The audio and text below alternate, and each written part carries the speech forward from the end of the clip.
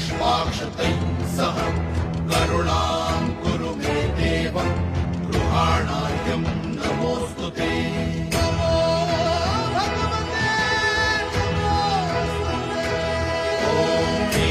सूर्यसहस्रांशो तेजो राशे जगत्पते अनुकम्पय मां भक्त्या गृहाणाह्यं नमोऽस्तु ते।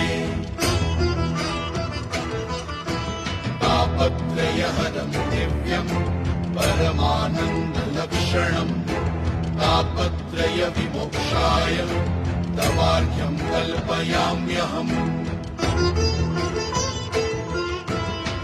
नमो भगवते तुभ्यं नमस्ते जातवेदसे दत्तमर्घ्यं मया भानो त्वं गृहाण नमो